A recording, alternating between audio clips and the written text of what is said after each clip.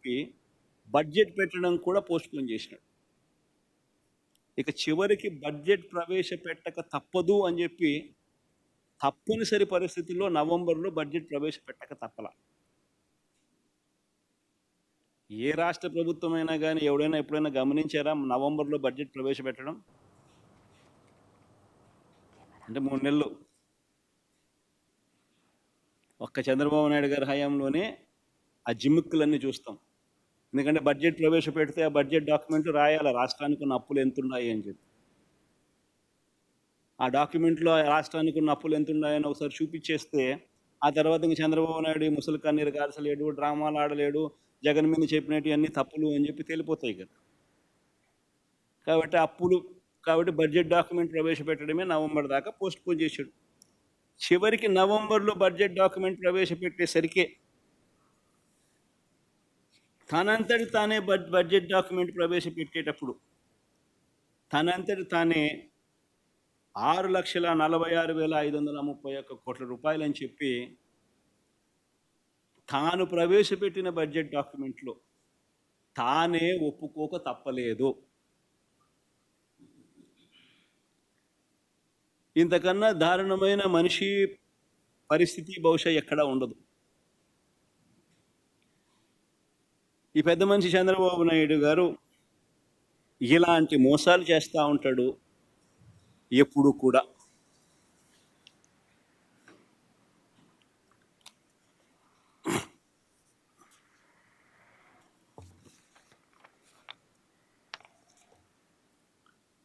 అర్థమయ్యేట్టుగా మన వరకు చూపించండి.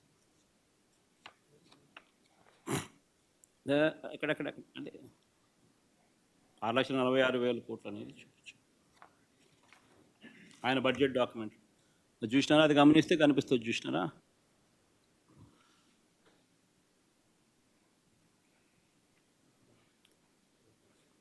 అది పబ్లిక్ డెట్ అవుట్ స్టాండింగ్, ఇది గవర్నమెంట్ గ్యారంటీస్ అవుట్ స్టాండింగ్.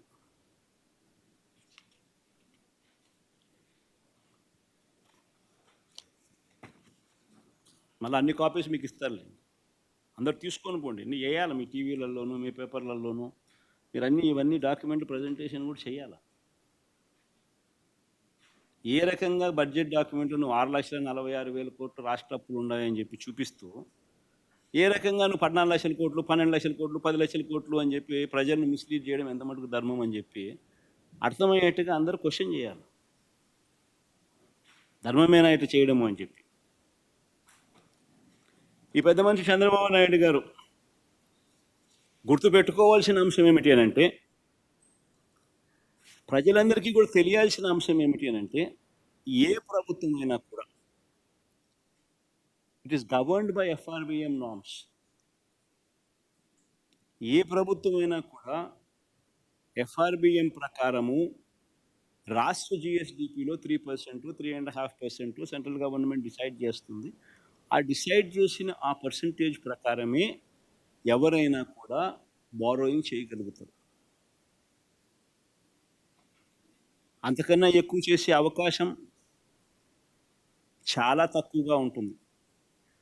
కానీ ఒక్క చంద్రబాబు నాయుడు గారి పాలనలో మాత్రం, అప్పట్లో అక్కడ కూడా కేంద్ర ప్రభుత్వంలో ఆయన చక్రం తిప్పుతా ఉన్నాడు కాబట్టి, తాను హయాంలో మాత్రం టేబుల్ 7 చూపించు.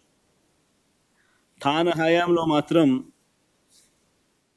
ఎక్సెస్ బారోయింగ్ చంద్రబాబు నాయుడు గారి హయాంలో 31,000 కోట్ల రూపాయలు, అదే 31,082 కోట్ల రూపాయలు అదనపు బారోయింగ్, అడిషనల్ బారోయింగ్ చేశారు. అంటే ఇది క్లియర్గా ఆయన 5 సంవత్సరాలు మన 5 సంవత్సరాలకు సంబంధించిన డేటా. GSDP మనది ఇంత, ఫిజికల్ డెఫిసిట్ అంటే మనం బారో చేయగలిగిన లిమిట్స్ ఇంత, ఫిజికల్ డెఫిసిట్లో ఎంత percentage, physical deficit to GSDP percentage ఎంత, రికమెండేషన్ ఎంత రికమెండెడు, ఆ రికమెండెడ్ అమౌంట్ అయితే ఎంత, చేయాల్సిన దానికన్నా ఎక్సెస్ ఎంత చేశారు అని ప్రతి సంవత్సరం గమనిస్తే 31,082 కోట్ల రూపాయలు చంద్రబాబు నాయుడు గారి హయాంలో చేయాల్సిన బడ్జెట్ కన్నా, చేయాల్సిన బారోయింగ్ కన్నా ఓవర్ బారోయింగ్ జరిగింది.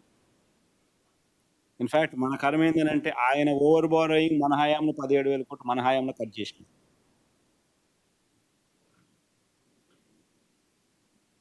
అది కూడా మనం చూసినాం.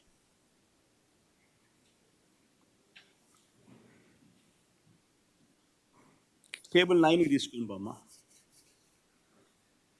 ఇది వెరీ వెరీ ఇంట్రెస్టింగ్. ఇది బాగా చూడండి. ఈ స్లైడ్. ఈ slide is very very interesting slide.